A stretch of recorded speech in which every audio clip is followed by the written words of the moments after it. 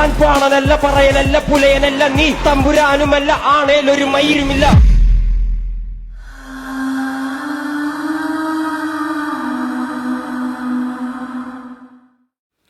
Hi friends, welcome to red X media. யார் இந்த கிரண் முரளி? இன்னைக்கு எந்த ஒரு சோஷியல் மீடியா திறந்தாலும் அவரை பற்றி தான் டாப்பிக்கு. இந்த ராப் சிங்கர் என்ன தப்பு செய்தார்? இவர் உண்மையிலே ஸ்ரீலங்கா கண்ட்ரியை சார்ந்தவரா, இல்லை தமிழ்நாட்டு ஸ்டேட்டை சார்ந்தவரா, இல்லை கேரளா ஸ்டேட்டை சார்ந்தவரா? இதுக்காக நரேந்திர மோடி பார்வை வரைக்கும் இவரோட வீடியோ பேசப்படணும். இங்கே இருக்கக்கூடிய நிறைய பேர் இவர் மேலே எதுக்கு வன்மையை கக்கணும்? அது மட்டும் இல்லை, இவர் பண்ணக்கூடிய அந்த ஸ்டேஜ் ப்ரோக்ராம்லாம் ஷர்ட் இல்லாமல் அந்த ப்ரோக்ராம் நடத்துறது தமிழ்நாடோட சீர்குலைஞ்சு போச்சு அப்படின்னு ஒரு பக்கம் பேசப்படுது. இன்னொரு பக்கம் ஆபாசமான நிறைய வீடியோகள், ஆபாசமான விஷயங்கள், ஆபாசமான வார்த்தைகள் இன்ஸ்டாகிராம், ஃபேஸ்புக்கு, இந்த மாதிரி ட்விட்டரில் இருக்கக்கூடிய இந்த வீடியோலாம் ஏன் இந்த பிஜேபி தலைவர்களுக்கு தெரியல? இவர் அந்த அரசியலை சார்ந்து ஒரு பாட்டு வரிகள் வந்ததுனால உடனே இவரை ஏன் கைது செய்யணும்? அப்போது இவர் இந்த பாப் சிங்கர் ஒரு ஸ்டேஜில், அதுவும் வேர்த்து கொட்டுற அந்த சமயத்தில் அவர் ஷர்ட்டெல்லாம் அவுத்து போட்டு ஒரு ஜோஷில் இளைஞர்கள் இந்த மாதிரி ஒரு ஜாலி என்டர்டெயின்மெண்ட்டு பண்ணக்கூடிய இந்த ஒரு தருணத்தில் நிறைய பெண்கள் ஆபாசமாக பேசுகிறவங்க இங்கே விழுந்த அந்த கண்ணு ஏன் இந்த ஆபாசத்தில் சோஷியல் மீடியாவில் இருக்கக்கூடிய அந்த வீடியோவில் விழலை? என்ன காரணம்? ஸோ இதை சார்ந்து முழுக்க நாம் பேச போகிறோம். இதை பேசுகிறதுக்கு முன்னாடி நாம் கொஞ்சம் பேக்கில் போய் இலங்கையிலிருந்து வந்த அந்த தருணம், அப்புறம் கேரளாவுக்கும் தமிழ்நாட்டுக்கும் என்ன லிங்க்கு, கிரண்தாஸ் முரளி என்பது ரியல் பேராக இருந்தாலும் வேடன் அப்படின்றது இந்த பேர் எப்படி வந்தது? ஸோ இன்னும் இதுக்குள்ளே போய் இன்னும் நிறைய விஷயங்களை பற்றி நம்ம தெரிஞ்சுக்கலாம். எதுக்காக இந்த வேடனை கைது செய்தாங்க அப்படின்னு. திலீபன் அவரோட வரலாறை நம்ம பார்க்கணும். இந்த வரலாறை பார்க்கறதுக்கு முன்னாடி அவங்களுக்கு பட்ட அந்த வேதனை, நோவோட மனசுக்குள்ள பட்ட காயங்கள் இன்னும் மறையவில்லை. திலீபனோட வரலாறை நம்ம எல்லாரும் படிக்கும்போது அந்த வரலாறுக்குள்ளே இருக்கிற வலி, வேதனையோட மனசில் இருக்கிற அந்த பாரம் இன்னும் குறையவில்லை. வாழ்ந்தா இந்த மனுஷ மாதிரி ஒரு நாளாவது வாழ்ந்துட்டு செத்துடணும் அப்படின்னு நம்ம மனசில் நம்மளுக்கு தோணும். ஒவ்வொரு தமிழனும் அன்றைக்கி ஒரு விஷயம் எல்லாருக்குமே தெளிவாக தெரியப்பட்டது. ஈழத்திலிருந்து யாராவது வெளியே வராங்கன்னா அந்த அளவுக்கு மன தைரியத்தோட, மன பலத்தோட வரக்கூடிய ஒரு தருணம். அவங்க கேட்கக்கூடிய கேள்வி, கேட்கக்கூடிய கொஸ்டின்ஸு பார்த்திங்கன்னா எதிரிக்கே ஒரு பயத்தை உண்டாக்குற வகையில் அந்த ஒரு தருணத்தில் கேள்விகள் இருக்கப்பட்டது. ஈழத்திலிருந்து வந்த மக்களோட கேள்வி அண்டு குரலும். ஈழத்தில் நடந்த ஈழப்போரில் அங்கே பாதிக்கப்பட்ட எத்தனையோ பேர் கொத்தா மடிஞ்சாங்க, எத்தனையோ பேர் கற்பழிக்கப்பட்டாங்க, எத்தனையோ குழந்தைகளை புதைக்கப்பட்டது. அன்றைக்கி தலைவர் பிரபாகர் முடிஞ்ச வரைக்கும் தன்னோட மக்களை முயற்சி பண்ணி காப்பாற்றினார். அந்த ஒரு தருணத்தில் எப்படியாவது நம்மளோட உயிரை காப்பாற்றிக்கலாம் அப்படின்னு ஈழத்திலிருந்து தமிழ்நாட்டுக்கு எப்படியாவது உள்ளே நம்ம பொழைச்சிக்கலாம், எப்படியாவது நம்ம கிட்ட இருக்கிற நம்ம சிங்கத்தை காப்பாற்றிடலாம் அப்படின்னு அன்னைக்கு ஓடி வந்த ஒரு தாய் தமிழ்நாட்டுக்கு ஊட்டியில் இருக்கக்கூடிய ஒரு தனி பகுதியில், அதே ஊட்டியில் கேரளாவிலேருந்து முரளின்ற ஒரு நபர் தஞ்சம் அடைகிறாரு. அதுக்கப்புறம் காலம் போக போக இவங்க ரெண்டு பேருக்கும் ஒரு காதல் ஏற்படுது. இவங்க ரெண்டு பேரும் கல்யாணமும் பண்ணிக்கிறாங்க. அதுக்கப்புறம் ஊட்டியிலிருந்து கேரளாவுக்கு தஞ்சம் போகிறாங்க. எர்ணாகுளத்தில் சொர்ண பூமின்ற ஒரு இடத்துல தான் அவங்க வசிக்க ஆரம்பிக்கிறாங்க. ஸோ கிட்டத்தட்ட ஒரு 10லேருந்து 15 ஃபேமிலி இந்த இடத்துல வசிக்கக்கூடிய அந்த ஒரு தருணத்தில் கவர்மெண்ட்டோட சப்போர்ட் இல்லாமல், ஒரு முறையான இன்ஃப்ராஸ்ட்ரக்சர் இல்லாமல் அந்த இடத்துல மக்கள் வசிக்க ஆரம்பிக்கிறாங்க. 1995 1995 முரளிக்கும் அந்த ஈனத்தாய்க்கும் ரெண்டு பேருக்கும் சேர்ந்து ஒரு குழந்தை பிறக்கிறான். ஹிரண்தாஸ் முரளி என்ற ஒரு பேர் வைக்கப்படுது. ஹிரண்தாஸ் முரளி நாளடைவில் பேர் என்ன தெரியுமா?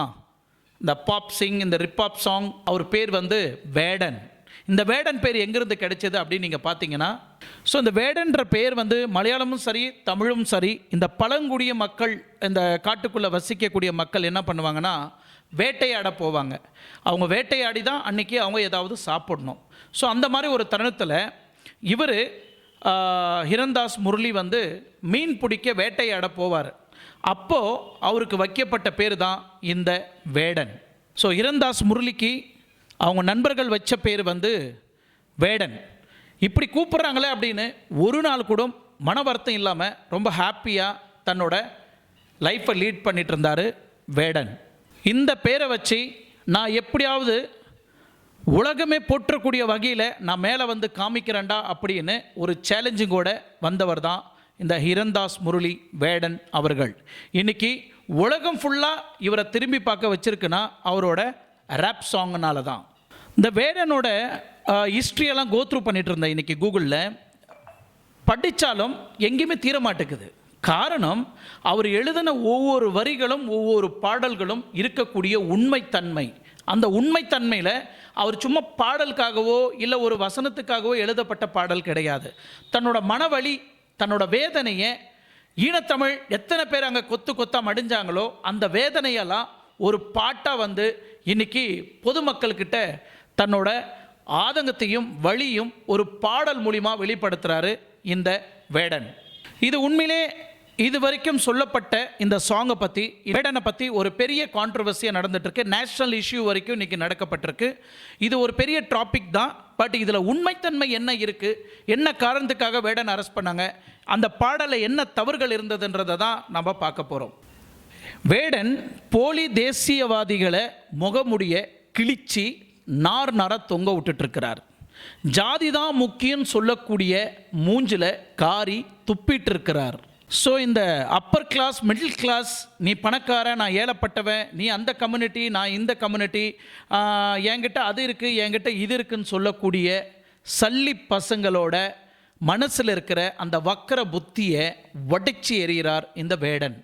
ஒரு காலத்தில் தலைவர் சூப்பர் ஸ்டார் அவர்கள் கருப்பாக இருந்தார், விஜயகாந்த் அவர்கள் கருப்பாக இருந்தார், முரளி அவர்கள் கருப்பாக இருந்தார், சத்யராஜ் அவர்கள் கருப்பாக இருந்தார், இந்த மாதிரி சரவணன் அவர்கள் கருப்பாக இருந்தார். இந்த மாதிரி நிறைய ஆக்டருங்க கருப்பாக இருக்கும்போதெல்லாம் நிறைய கேள்வி கிண்டல், இவங்கெல்லாம் வந்து இந்த மூஞ்சங்கெல்லாம் வந்து படத்தில் நடிக்குதா அப்படின்னு சொன்ன ஒரு காலம்லாம் போய் இன்றைக்கி உலகமே திரும்பி பார்க்க வச்சுருக்கு நான் சொன்ன இத்தனை ஆக்டரும். அதே மாதிரி இந்த வேடன் அவனை கருப்பு கருப்புன்னு சொல்லி ரொம்ப கேவலப்படுத்தி கொச்சப்படுத்தின எத்தனையோ பேருக்கு கருப்பில் இருக்கக்கூடிய அந்த அர்த்தங்களை பற்றி, நான் கருப்பாக இருந்தால் கெத்துடா அப்படின்னு நிறைய கவிதைகளையும் வசனத்தையும் மக்களுக்கு உறக்க சொல்லி அதை ஒரு பாடலாக பாடி கருப்புக்கு என்ன ஒரு முக்கியத்துவம் அப்படின்னு தன்னோட பாடலில் வெளிப்படுத்தியிருப்பார் நம்ம வேடன். அப்படிப்பட்ட வேடன் இன்னைக்கு ஸ்டேட் கவர்மெண்ட் வந்து, சென்ட்ரல் கவர்மெண்ட் போலீஸ் வந்து அரெஸ்ட் பண்ணியிருக்கிறாங்க. எஸ், நான் போதைப்பொருளில் அடிமையாக இருக்கிறேன், நான் கொஞ்சம் மாற்றிக்கிறேன், 2 பொண்ணுங்க விஷயத்தில் நான் வந்து கான்ட்ரவர்சி ஆகிருக்கிறேன், தப்பாக நடந்துக்கிட்டேன், இன்றைக்கி நான் அதிலிருந்து வெளியே வந்து என்னோடய வாழ்க்கையை நான் மாற்றி அமைச்சிக்கிட்டேன் அப்படின்னு அவர் வந்து தெள்ள தெளிவாக எக்ஸ்பிளைன் பண்ணுறாரு. இந்த 3 முறை சிக்கும்போது 4வது முறை ஏதாவது ஒரு விஷயத்தில் இந்த வேடன் சிக்குவான், இவனை வச்சு நம்ம கும்முன்னு கும்மலாம் அப்படின்னு நிறைய பேர் காத்துட்டு இருந்த ஒரு தருணம். ஸோ வேடனோட அந்த வாய்ஸ் இருக்கு இல்லையா, அந்த வாய்ஸை எப்படியாவது முடக்கி கண்ட்ரோல் பண்ணி அறுத்து போட்டுறணும், இந்த வாய்ஸ் மறுபடியும் யாருமே கேட்கக்கூடாது அப்படின்னு நிறைய பேர் வந்து வேடனை டார்கெட் பண்ணியிருந்தாங்க. அந்த ஒரு தருணத்தில் தான் இவர் 1995 பிறக்கிறாரு. பிறந்து தன்னோட பள்ளி படிப்பு 12வது கிளாஸ் வரைக்கும் படித்து அதுக்கப்புறம் படிப்பு மண்டைக்கு ஏறாதனால ரிப் சாங்கில் வந்து ஈடுபட்டார். இந்த குரலெல்லாம் ஒடிக்க முடியாது அப்படின்னு நிரூபித்தது தான் இந்த வாய்ஸ் ஆஃப் வாய்ஸஸ். ஸோ பள்ளி படிப்பு முடிச்சுட்டு அதுக்கப்புறம் தன் தாயை காப்பாற்றுறதுக்காக ஏதோ கிடைச்ச வேலையை செய்துட்டு இருந்தார் இந்த வேடன். பண்ணாத வேலை கிடையாது. பிளேட் கழுவுறது, டீ காஃபி போட்டு கொடுக்குறது, அந்த ஹோட்டலில் அந்த கிளாஸுங்களை கழுவுறது, கார்பெண்டர் வேலைக்கு போகிறது, கூலி வேலைக்கு போகிறது, ஆட்டோ ஓட்டுறது, கார் கழுவுறது, இந்த மாதிரி எக்கச்சக்கமான வேலை செய்துட்டு அவரோட பொழப்பை வந்து நடத்திட்டு வந்தார். அந்த மாதிரி ஒரு தருணத்தில் அவரோட தந்தை முரளி அவர் வந்து என்ன பண்ணியிருக்கிறாருன்னா, ட்ரிங்க்ஸ் பண்ணிவிட்டு பாடுவாரோ இல்லை நார்மலாக பாடுவாரோன்னு தெரியாது, அவருக்கு பிடிச்ச பாடல்கள்லாம் பாடிட்டு வரும்போது அவரோட பாட்டில் தன்னோட பிள்ளைக்கு வேடனுக்கு ஒரு இன்ட்ரெஸ்ட் வருது, ஒரு ஆர்வம் வருது. ஏன் நம்ம வந்து பாடக்கூடாது, ஏன் நம்ம வந்து பாட்டில் வந்து இம்ப்ரூவ்மெண்ட் பண்ணக்கூடாது, நம்ம ஏன் ஒரு சிங்கராக வரக்கூடாது அப்படின்னு ஒரு முடிவு பண்ணுறாரு. அந்த தருணத்தில் மனசுக்குள்ளே ஒரு வெறியை உண்டாக்குறாரு. ஸோ உருவாக்குன அந்த தருணத்தில் என்ன பண்ணுறாங்கன்னா, மூணாறுக்கில் வந்து ஒரு நிலச்சரிவு ஆரம்பிக்குது. இந்த மூணாறுக்கில் நிலச்சரிவு ஆரம்பித்த உடனே நிறைய பேர் வந்து உயிரை காப்பாற்றுறதுக்கு போராடிட்டு இருக்கிறாங்க. சில பேர் அங்கே ஓடுறாங்க, இங்கே ஓடுறாங்க, ஜேசிபி எல்லாம் வர வைக்கிறாங்க, போலீஸுங்கெல்லாம் வராங்க, ஃபயர் இன்ஜின்லாம் வருது, நிறைய பேர் காப்பாற்றுறதுக்கு முயற்சி பண்ணுறாங்க. ஆனால் ஒரு கூட்டத்தை மட்டும் காப்பாற்றுறதுக்கு மறுக்கிறாங்க. இங்கேயும் மக்கள் தான், அங்கேயும் மக்கள் தான். அந்த மக்களை காப்பாற்றுறதுக்கு மட்டும் ஏன் இந்த அளவுக்கு உங்களுக்கு ஒரு தனிப்பட்ட எண்ணங்கள் அப்படின்னு நீங்கள் பார்த்தீங்கன்னா, அங்கேயும் ஜாதி வேலை செய்திருக்கு. அங்கே இருக்கக்கூடிய பிலோ பாவர்ட்டி லைனில் இருக்கக்கூடிய அந்த ஜாதி சார்ந்த மக்களை வந்து நாங்கள் யாரும் காப்பாற்ற மாட்டோம் அப்படின்னா அந்த இடத்துல நிறைய பேர் வந்து ஒதுங்கி நிற்கிறாங்க. நிறைய பேர் வந்து அந்த நிலச்சரிவில் மாட்டிக்கிட்டு உயிர் இறந்து போகிறாங்க. அந்த ஒரு தருணத்தை இந்த வேடன் பார்க்குறார். இந்த நேரத்துலையும் இந்த அளவுக்கு ஒரு ஏற்றத்தாழ்வு இங்கே இருக்கே, இதை எப்படியாவது நம்ம மாற்றணும் அப்படின்னு வேடன் ஒரு முடிவு பண்ணுறாரு. அந்த நேரத்தில் தான் அவருக்கு ஒரு ஐடியா தோணுது. உண்மையிலேயே சொல்கிறேன், ஈனத்தாய்க்கு அவங்க கொடுக்கப்பட்ட அந்த சிங்கப்பால், புலிப்பால்னு சொல்லலாம், புலிப்பால் கொடுக்கப்பட்ட அந்த தாய்க்கு என்னோட hands up to you. So உண்மையிலே நீங்கள் கொடுத்த அந்த தாய்ப்பால் இன்னைக்கு இந்த வேடனை இந்த அளவுக்கு இன்னைக்கு உலகம் போற்றக்கூடிய ஒரு பிரபாகரனோட மகனா மீண்டும் பிறந்து வந்திருக்கிறாருன்றது தான் நம்ம சொல்லப்படணும். இந்த புலிக்கு பிறந்த பூனி ஆகாது அப்படின்னு சொல்லுவாங்க. இந்த புலி 8 அடியில் 16 அடியில் எத்தனை அடி வேணாலும் பாயறதுக்கு ரெடியாக இருக்குது இந்த வேடன். இந்த புலி வந்து கேரளாவில் பிறந்திருந்தாலும் தன்னோட தாய்மொழியை என்றைக்கும் மறக்காமல் தன்னோட நெஞ்சில் அப்படின்றது குத்தி இருப்பார். மலையாள தேசத்தில் தான் வாழ்ந்துட்டு இருக்கிறாரு. அந்த மலையாளத்தை எழுத்துலேயே அவர் போட்டிருக்கலாம். பட் மலையாள தேசத்தில் வாழ்ந்தாலும் தன்னோட தமிழ் உணர்வு என்னைக்கும் மறக்காம அந்த என்ற எழுத்தை வந்து தன்னோட நெஞ்சுக்குள்ள பச்சை குத்தி ஒரு இன்டர்வியூவில் அவரை கேட்குறாங்க கொஸ்டின், அதுக்கு அவ்வளோ விளக்கத்தை கொடுக்குறாரு. அம்மா, அப்பா, அறிவு, அரசியல், அஞ்சாமை. அஞ்சாமை அப்படின்றது என்ன அப்படின்னு கேட்கும்போது அதுக்கு ஒரு விளக்கம் கொடுக்குறாரு அவர். ஃபியர்லெஸ், எவனுக்கும் நாங்கள் பயப்பட மாட்டோம் அப்படின்னு அதோட அர்த்தம். நான் பாடக்கூடிய இந்த பாடல், நான் பேசக்கூடிய இந்த வார்த்தை எனக்காக மட்டும் இல்லை, என்னோட குடும்பத்துக்கு மட்டும் கிடையாது. உலகத்தில் எத்தனையோ மக்கள் இந்த மாதிரி ஒதுக்கப்பட்டிருக்கிறாங்க. இவங்க எல்லாரையுமே நான் ஒன்று சேர்க்கணும். அவங்களோட வழிக்காக தான் என்னோட பாடலாக நான் வந்து என்னோட வேதனையை என்னோட பாடல் மூலிமா மக்களுக்கு நான் புரிய வச்சிட்டு இருக்கிறேன் அப்படின்னு தன்னோட வேடன் அறிவுபூர்வமான வார்த்தைகளை வெளிப்படுத்துகிறாரு. இந்த இடத்துல ஏன் ஒதுக்கப்பட்டிருக்கிறாங்க அப்படின்னு நீங்கள் சொல்கிறீங்க ஆர்கே அப்படின்னு நீங்கள் கேட்டிங்கன்னா, எஸ், இங்கே முக்கியமான பாயிண்ட் இருக்குது. அப்படிப்பட்ட கேள்விக்கு எஸ்பெஷலி தமிழ்நாட்டில் என்னதான் ஜாதி மொழி, ஜாதி ஒழுக்கம், ஜாதி அடக்கம், நீ கீழ் ஜாதி, நான் மேல் ஜாதி, நீ பெரிய ஜாதி, நான் சின்ன ஜாதின்னு சொல்லிக்கிட்டு இங்கே எந்த ஒரு ஜாதியும் இல்லை, நம்ம எல்லாம் ஒன்றுக்குள்ளே ஒன்று தான் வாழ்கிறோம் அப்படின்னு சொன்னாலும், ஆனால் நிறைய இடத்துல ஜாதியை சார்ந்து தான் வேலை கிடைக்குது, ஜாதியை சார்ந்து தான் திருமணம் நடக்குது, ஜாதியை சார்ந்து தான் ஒரு ஒரு நட்பு கிடைக்குது, ஜாதியை சார்ந்து தான் ஒரு அரசியல் பலம் கிடைக்குது, ஜாதியை சார்ந்து தான் அவனுக்கு எந்த ஒரு வளர்ச்சிக்கு மேலே போனாலும் ஜாதியை சார்ந்து தான் கிடைக்குது. ஸோ இன்னும் இந்த இடத்துல ஜாதி ஒளியல்ன்றதை தான் உறுதியாக அவர் எழுதக்கூடிய அந்த பாடலில் விளக்கமாக விளக்கிட்டு இருக்கிறாரு நம்ம தமிழ்நாட்டு மக்களுக்கு. ஸோ இந்த வேடன் எழுதிய பாடலில் சில அர்த்தங்கள் இருக்குது. ஜாதி வேறு வேறு ஜாதியில் கட்சி ரீதியான அரசியல் ரீதியான பொலிட்டிக்ஸ் இருந்தாலும் ஒரு எலெக்ஷன் வரும்போது அனைத்து கட்சியும் ஒன்று சேர்ந்து, எந்த கட்சி, நீ கீழ் ஜாதி கட்சியாரு, நீ மேல் ஜாதி கட்சியாரு, எனக்கு அதை பற்றி கவலை கிடையாது, எனக்கு என் சீட்டு முக்கியம், நான் ஜெயிக்கணும் அப்படின்னு நிறையா தவறான அரசியல்வாதி இந்த ஊரில் இருந்துட்டு தான் இருக்கிறாங்க. இது எல்லாமே ஒன்று சேர்ந்து அன்னைக்கு வின் ஆகும்போது இந்த இடத்துல தான் தெளிவுபடுத்துகிறாங்க, இன்னும் ஜாதி ஒளியலை அப்படின்னு. ஏன்னா என்னதான் ஜாதி ஒளியலை, நீ நானும் ஒன்றுக்குள்ளே ஒன்று அப்படின்னு ஒரே டேபிளில் உட்காந்து நம்ம சாப்பிட்டாலும், ஒரே டேபிளில் உட்காந்து நம்ம பேசினாலும், அந்த டேபிளை விட்டு வெளியே போகும்போது இன்னும் கை துடைக்கிறவங்களும் இருக்கிறாங்க, மூஞ்சி கழுவுறவங்களும் இருக்கிறாங்க, குடிக்கிறவங்களும் இருக்கிறாங்க. ஆனால் அது வெளியே தெரியறதில்ல.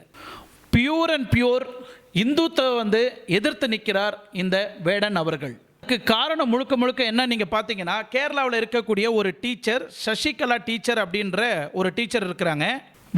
வேடன் அவர்கள் வந்து ஒரு பழங்குடி மக்கள் சார்ந்தவர், இல்லைனா ஒரு பட்டின மக்கள் சார்ந்தவர்கள். இவருக்கும் இந்த ரேப் சாங்குக்கும் என்ன சம்பந்தம் அப்படின்னு ஒரு கேள்வி எழுப்பியிருந்தாங்க. அவங்களுக்கும் இவங்களுக்கும் சம்பந்தமே கிடையாது. இது எப்படி வந்து அந்த பாடலுக்கு ராயல்டி அந்த அம்மா சசிகலா அவர்கள் கேட்குறாங்க. அப்படின்னா ஒரு பாட்டு இங்கே பாடினாலும், ஒரு ஜாதியை சார்ந்து பாடினாலும், இந்த அப்பா அம்மாவுக்கு தான் நீ பிறந்திருக்கணும், இந்த ஜாதியில் தான் நீ பிறந்திருக்கணும், இந்த ஜாதியில் இருக்கிறவன் நீ இந்த ஜாதியை பற்றி நீ எப்படி பாடுற அப்படின்னு அந்த சசிகலா அவர்கள் வந்து அவனுக்கு ராயல்டி கிளைம் பண்ணுறாங்க. ஒரு பெரிய குற்றச்செயலாக பார்க்கப்படுது.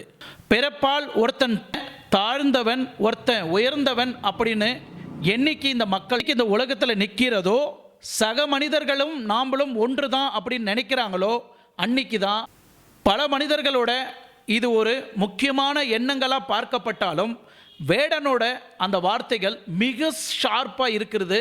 அந்த ஷார்ப்புக்காக தான் இன்னைக்கு இந்த அளவுக்கு எதிர்ப்பு தெரிவிச்சிருக்கிறாங்க.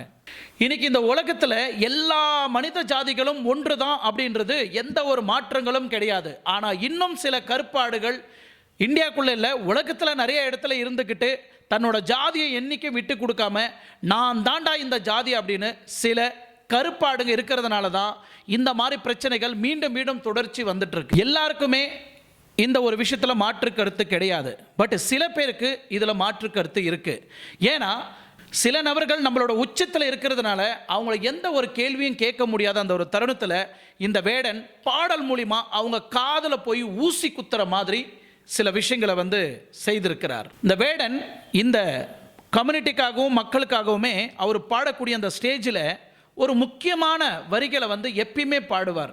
அந்த வரி என்னன்னு நீங்கள் பார்த்தீங்கன்னா, நான் பாடல் அல்ல, பறையன் அல்ல, உளையன் அல்ல, நீ தம்புரானும் அல்ல, அப்படி இருந்தாலும் ஒரு மயரும் அல்ல, இனி காத்திருப்பதுக்கு காலம் இல்லை, அதே மாதிரி பொறுத்து போவதுக்கு எனக்கு செமையும் இல்லை.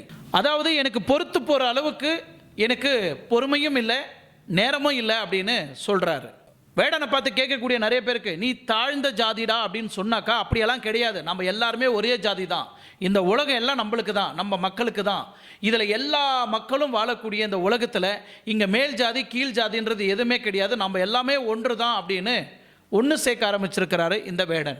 சரி, ஓகே, இவரோட கான்ட்ரவர்சி என்னென்ன அப்படின்னு நம்ம பார்த்தாக்கா 2021 வாய்ஸ் ஆஃப் வாய்ஸ்லெஸ் அப்படின்னு ஒரு இண்டிபெண்ட் சாங்கை வந்து ஆல்பம் சாங்கை வந்து வெளியிடுறாரு. ஸோ அதுதான் வேடனோட முதல் வீரியம் அப்படின்னு நம்ம சொல்லலாம். அதுக்கு முன்னாடி நிறைய பாடல்கள் யூடியூப்பில் பாடியிருக்கலாம். பட் இந்த பாட்டு வந்து உண்மையிலே மக்களால் வரவேற்கப்பட்டது. அது கேரளா மட்டும் இல்லை, ஈவன் தமிழ்நாடும் சேர்ந்து. அந்த வாய்ஸ் ஆஃப் வாய்ஸ்லெஸ் சாங்கில் அதில் இருக்கக்கூடிய அந்த லிரிக்ஸு, மலையாளத்தில் இருக்கக்கூடிய அந்த லிரிக்ஸை நீங்கள் தமிழில் கன்வெர்ட் பண்ணி, தயவு செய்து ஷார்ட் டைமாக இருக்குது அதனால் என்னால் சொல்ல முடியாது, அதை வந்து நீங்கள் கூகுளில் மொழி மாற்றம் செய்து தமிழில் நீங்கள் அந்த வார்த்தையை கேட்டு பாருங்களேன். ஒவ்வொருத்தருக்கும் உங்கள் கையிலலாம் பூஸ் பம்ப்ஸ் ஆகும், அப்படியே உங்களுக்கு அப்படியே புல்லரிச்சிடும். அந்த அளவுக்கு அந்த வரிகள் இருக்கும்.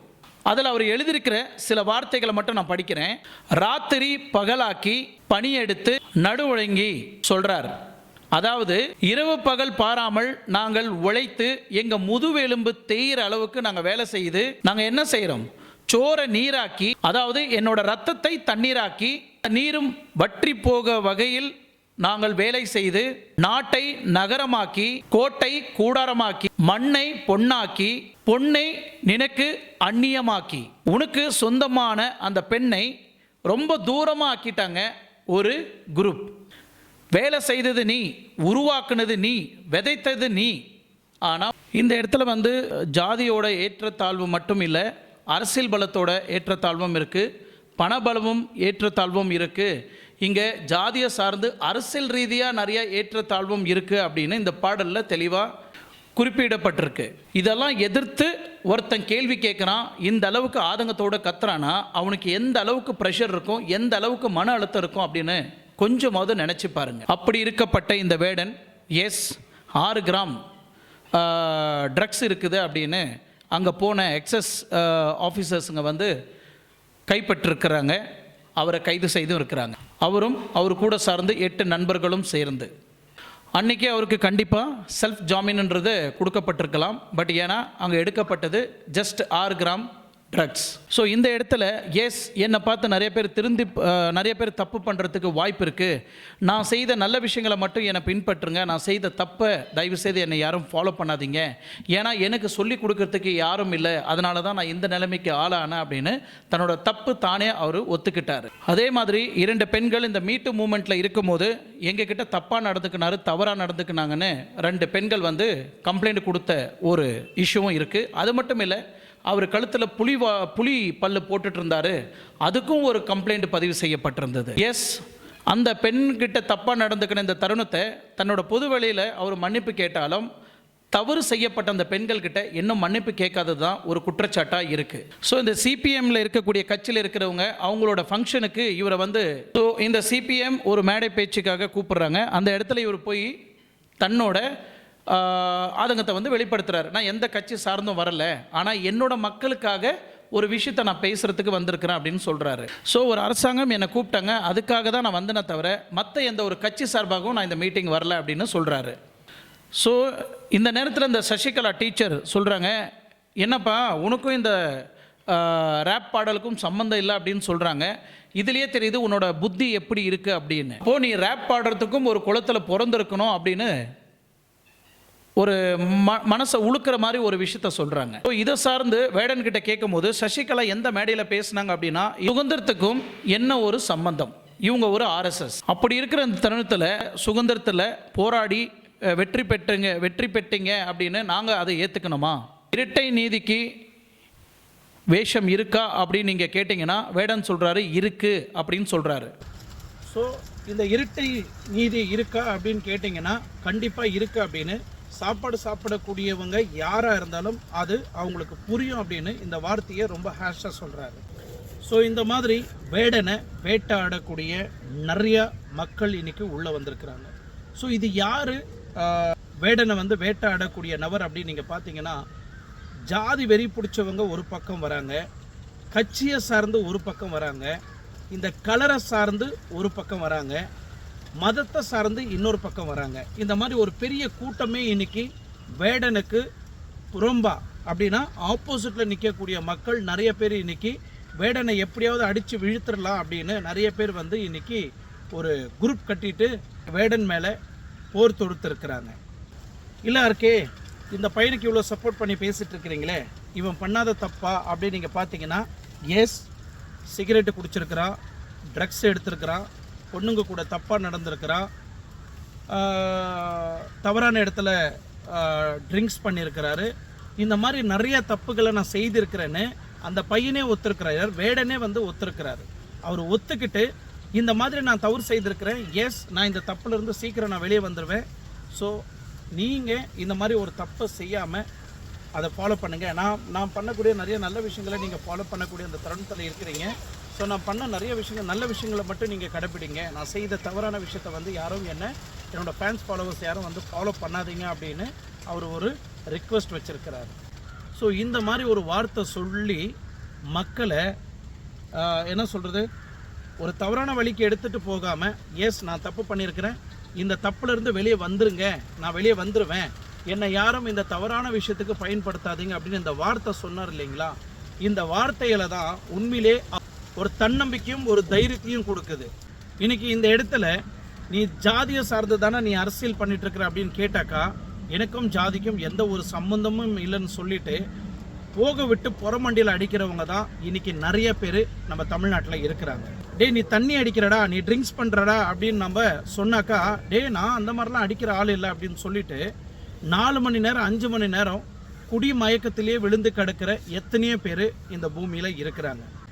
மேடை போட்டு பெண்களை வந்து போற்றக்கூடிய வகையில் எத்தனையோ இடத்துல பேசுகிறாங்க, எத்தனையோ இடத்துல பாராட்டுறாங்க பெண்களை போற்றி அவங்கள வந்து பாராட்டுன்ற பேரில் ஸ்டேஜ் போட்டு நிறைய நல்ல பேர் எடுத்துக்கிறாங்க. ஆனால் பின்னாடி அதே பெண்ணு மேலே கண்ணை வச்சு அந்த பெண்ணை பாலியல் வன்கொடுமையை செய்கிற தருணமும் இங்கே நடந்துட்டு தான் இருக்குது. போதைப்பொருள் யூஸ் பண்ணுற அப்படின்னு சொன்னால் கூட அதெல்லாம் எனக்கு தெரியாது அப்படின்னு சொல்லி தமிழ்நாடு ஃபுல்லாக போதைப்பொருள் சப்ளை பண்ணுற நபர்களும் இந்த பூமியில் தான் இருக்கிறாங்க. இந்த மாதிரி நம்ம சொல்லக்கூடிய ஒவ்வொரு வார்த்தைக்கும் நான் இல்லைன்னு சொல்லிட்டு பின்னாடி போய் செய்யக்கூடிய நிறையா தவறான எக்ஸாம்பிள்ஸ் நிறையா இருக்குது தமிழ்நாட்டில். ஆனால் தப்பு செஞ்ச பிறகு நான் இந்த தப்பு செய்திருக்கிறேன், இந்த தப்பை நான் பண்ணியிருக்கிறேன், நான் என்னை திருத்திக்கிறேன் அப்படின்னு ஒரு தன்னம்பிக்கையோடு சொல்கிறான் பாரு அந்த வேடன், அவனை உண்மையிலே பாராட்டணும். நான் இந்த நிலைமைக்கு நாங்கள் ஆளான காரணமும் ஒன்று இருக்குது. என்னோடய ஏஜில் எனக்கு சொல்லி கொடுக்கறதுக்கு யாருமே கிடையாது, அதனால் நான் இந்த நிலைமைக்கு ஆளானேன். ஆனால் இப்போ இருக்கக்கூடிய யங்ஸ்டர்ஸுங்களுக்கு நிறைய பேர் சொல்லி கொடுக்கறதுக்கு இருக்கிறாங்க, அதில் நான் ஒரு முன் உதாரணமாக இருக்கிறேன் அப்படின்னு தன்னை திருத்திக்கிட்டு இன்றைக்கி இந்த யங்ஸ்டர்ஸுங்களுக்காக தன் வாழ்க்கையை அர்ப்பணிக்க துணிஞ்சிருக்கிறாரு. ஸோ அதுக்காக இவர் பண்ண தப்பெல்லாம் நான் தப்பு இல்லைன்னு சொல்ல வரல, இவர் செய்தது தப்பு தான். பட் கண்டிப்பாக இவர் ஒரு காலத்தில் திருத்திக்கிட்டு மாறி வாழ்கிறதுக்கு வாய்ப்பு இருக்குது. ஆனால் ஒரு விஷயம் தெளிவாக சொல்கிறேன், இப்போ இருக்கக்கூடிய அரசியல்வாதிகள் ஆகட்டும், இப்போ இருக்கக்கூடிய மாஃபியா கேங் ஆகட்டும், இவங்க யாரையுமே தூங்க விடாமல் இந்த கான்ட்ரவர்சி பெரிய லெவலில் சர்ச்சையை ஏற்படுத்தியிருக்கு. எனிவே இந்த வேடனை சார்ந்து இன்னும் அப்டேட்டு கிடைக்கும். இன்னும் அடுத்த வீடியோ நான் போடும் வரை இந்த வேடனை பற்றி நீங்கள் என்ன நினைக்கிறீங்க, இந்த வேடனை சார்ந்து உங்களோட கருத்துக்கள் என்னன்றதை என்னோட கமெண்ட் பாக்ஸில் தெரிவிங்க. எனிவே இந்த வீடியோ உங்களுக்கு ரொம்ப பிடிச்சிருக்குன்னு நம்புகிறேன். மீண்டும் அடுத்த வீடியோவில் சந்திக்கும் வரை உங்களிடமிருந்து விடைபெறுவது உங்கள் ஆர்கே. நன்றி, வணக்கம்.